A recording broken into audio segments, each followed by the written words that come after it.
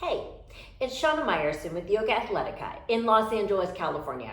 If you've been following me for a while, and particularly if you watch do my full-length classes that were previously on Vimeo and now on Union Fit, link in the description, then you know that knee to nose plank has been a mainstay of my practice for many years. You also know that recently I changed that up, and here's what I'm here to tell you today.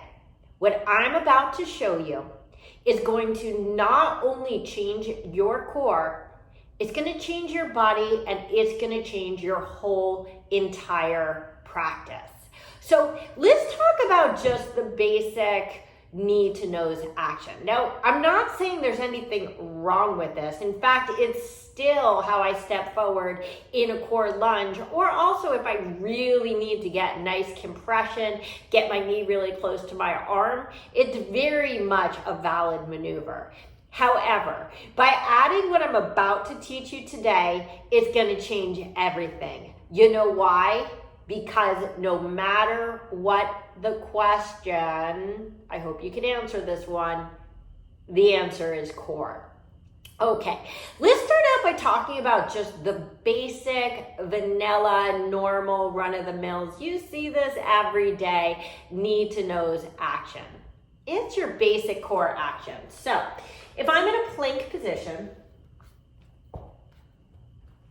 the act of literally just taking my knee to my nose and taking my spine into flexion, meaning like that round spine with my shoulders over my wrist, is my basic core action, right? I round my spine and it's knee to nose. And this, my friends, is still amazing core, useful core, and very important for your yoga practice.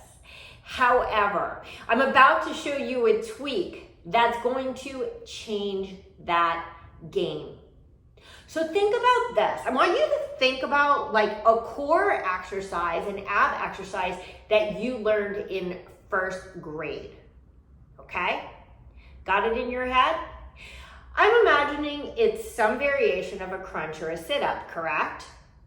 Because that's how we learn basic core. Spinal flexion is the basic maneuver that takes you into simple core.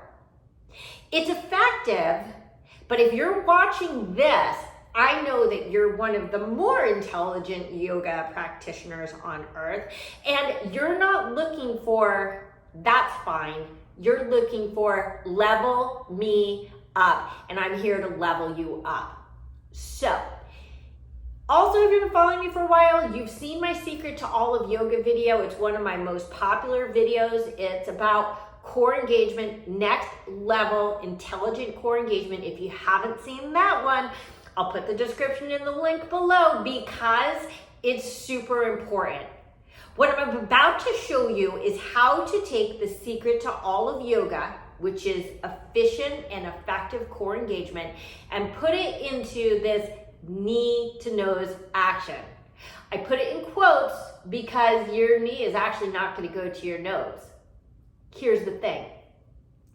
Instead of taking your spine into flexion, roundness, we're going to do a tiny little tweak and put it into extension instead, meaning long or even in a back bend.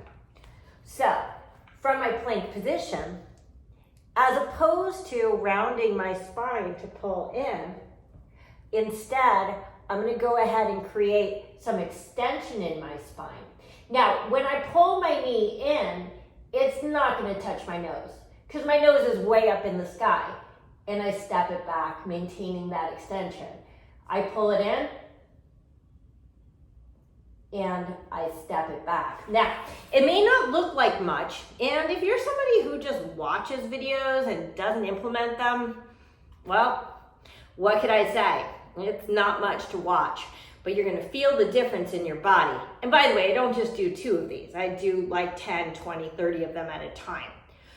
Likewise, When I'm taking my knee to my opposite arm, for example, if I want to add in the twist to get more into the obliques, typically, again, it's round spine, pull it in, right? And again, this is also still like a really nice way to get into, say, a Kapata Kundinyasana number 1, right? That compression is going to help you. So I'm not saying take this out of your practice. I'm saying add what I'm about to do into your practice. So it's plank position, spinal extension. So my gaze is sort of up. Why? Because my neck always follows the line of my spine. And as my knee comes across, it's probably not going to actually touch my arm, and that is okay. Because the core is working in a completely different way. Keep in mind, when I round my spine, I'm literally closing the gap, right? So when I round my spine, I'm closing my gap between my legs and my chest or my arms. So obviously it's just gonna go right in there. Supposing you have appropriate flexibility in your hip flexors. But by maintaining this extension, it is gonna fire up the core, it's gonna fire up the like twisting action, and it's gonna change everything. And I'll tell you again, even if I'm coming back from, say, Ardha Uttanasana, my sun salutations, right? So I'm in my Ardha Uttanasana. Typically, how do we step back? We don't think much about it. First thing we do is we round our spines, and then we step backwards, right? Okay, don't take my word for this. Try it yourself. Instead of rounding your spine, flexion, let's take that extension that you created in Ardha Uttanasana and maintain that as you step back, and on that second leg, you're really gonna feel the difference. Because I'm going into a complex core engagement instead of just the simple one that I learned in first grade. Listen, if you're not already taking my Union Fit classes, which are full-length vinyasa classes, you are doing yourself a disservice. If you've got goals in your practice, I don't care what they are, how big, how small, if they're flexibility, balance, or strength goals, if you've got particular poses you want to reach, or you just want to level up your practice, I'm telling you, my Union Fit classes will take you there. Link in the description. Hey, listen, this is Shana Meyerson in Los Angeles, California, and in your living room, wishing you an awesome day. Namaste.